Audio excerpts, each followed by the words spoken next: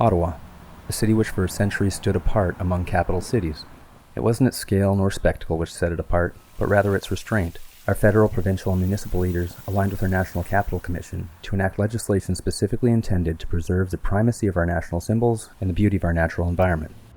This represented an alignment of law to reflect the philosophies, heritage, and values which embodied our proud national identity. Much like London, Washington, and Paris, we enforced strict regulations on building heights in Ottawa to protect the visual integrity of Ottawa's skyline, even protecting the sightlines of our coveted Peace Tower from 23 specific sites across the city. A memorial situated atop Parliament, erected to reflect Canada's sacrifices during World War I, a symbol to all people that the pursuit of peace and meeting our obligations as stewards to our planet are the primary focal points of our nation. However, today, a century after that war ended, that torch seems to have been dimmed and that vision obscured. Where we once protected the sacred symbol of our Peace Tower, it now sits lost among a skyline of scaffolds and skyscrapers. Geopolitical strains, housing shortages, population surges, and economic agendas have left us fractured. The convolution of our skyline has become a metaphor for our unclear national identity and our inability to see where we should anchor our strength. Tennyson described Canada as the true north proud and free, a line we proudly sing in our anthem, yet every day we sacrifice its beautiful pastures to our urban sprawl. Farmers, critical to our agricultural sector, are being swept away by Ottawa's unchecked expansion. Instead, we're focused on nation building amidst another crisis. Housing has been front and center this summer. The Liberal government makes moves to speed up nation-building projects. Prime Minister Carney promised to double the rate of home building. We are going to build our way out of it. Pledging to build 1.5 million new homes. 1.5 million homes. 1.5 million new homes. 1.5 million homes in the next 10 years. We will build at a pace not seen since the Second World War. New homes built on farmland. But even before this proposal, Ontario was losing agricultural land at such a pace that about 1/4 of it would be gone in 25 years. Ontario is losing 129 hectares or an average family farm every single day. It's scary. It's a lot of land. It's not a sustainable volume of land being lost every day. My growing awareness of the issue forces a re-evaluation. As a Canadian, one who proudly served for most of my adult life in the Canadian Armed Forces, this is particularly unsettling. This identity was the foundation of my personal commitment. I feel, as I presume many do, that it's a collective failure, that there's no singular target to engage, no simple answer to this complex equation.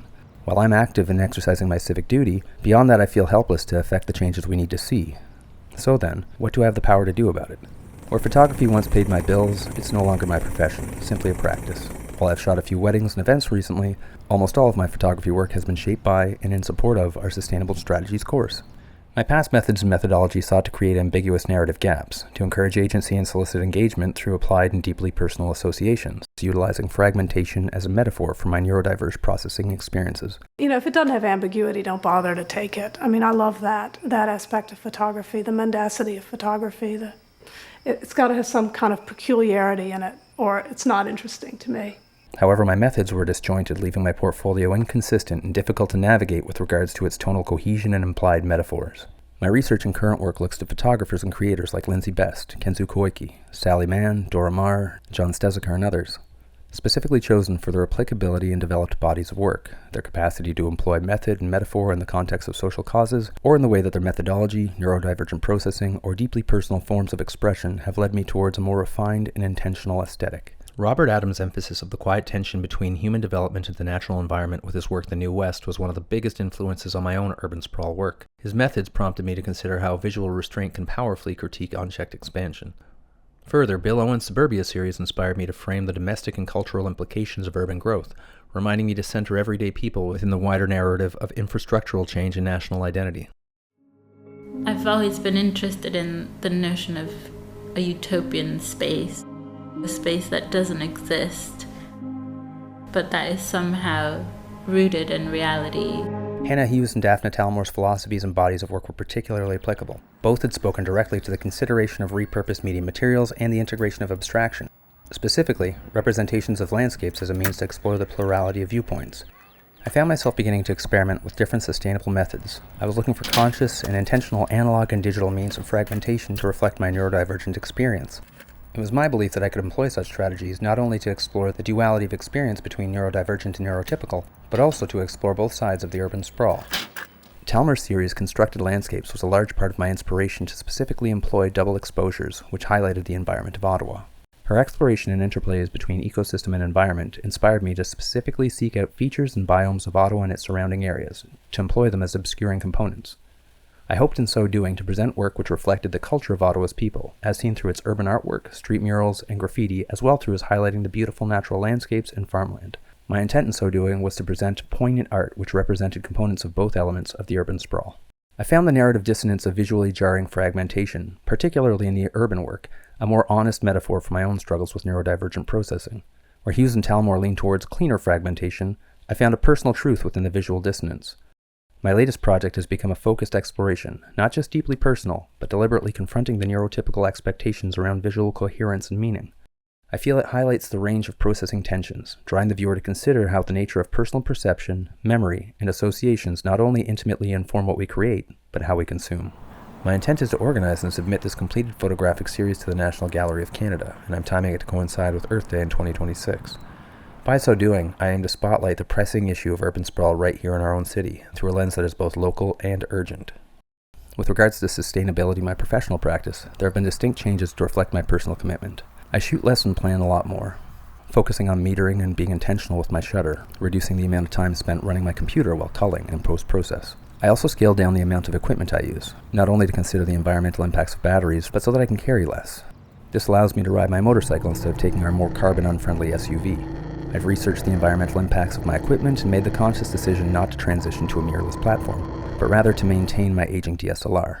Further, in light of our learnings, I've revised my workflow. My data asset management has been moved almost entirely to off-cloud platforms. I've also put a significant focus on recognizing and adjusting to consider the environmental costs of developing my mediums. I've researched the practices and policies of the organizations I lean on, fostering relationships with environmentally minded businesses. With little professional photography footprint left to shrink, I stepped into a different type of studio. My current profession is that of teaching. I work as a Section 23 teacher, a high school teacher placed into an external organization in Ottawa. This particular organization is a clinical treatment program for youth ages 13 to 21 overcoming addictions. I teach construction, a position where we can very easily explore mixed medium arts, as well as meaningful applied technological skills through the lens of sustainable practices. My pedagogy is grounded in the United Nations Sustainable Development Goals, particularly 2, 3, 4, 11, and 12. My students and I build planter boxes we can auction off to the community and raise funds. Through our larger raised planters, we explore sustainable practices such as hugelculture gardening, leaning on reclaimed decomposing wood and other natural materials to offset the environmental impacts of store-bought soils. In so doing, my classroom becomes an ecosystem of awareness, ethical practices, and community-minded living. These aren't just concepts I teach, they're values I live at home with my wife and our 4 children. We've built a 15-foot raised hugelculture planter behind our house. We tend to it together, growing food and composting waste. Together, it becomes more than a sustainability project. It's a fostering of lived values and skills passed forward to future generations. These certainly aren't grand gestures, but we feel that every action counts. While I may not be able to individually offset Ottawa's urban sprawl, I can at least root our children and my learners in class in something else. Awareness, stewardship, and an experiential education framed upon shared understanding that growth must be thoughtful and balanced, not just inevitable.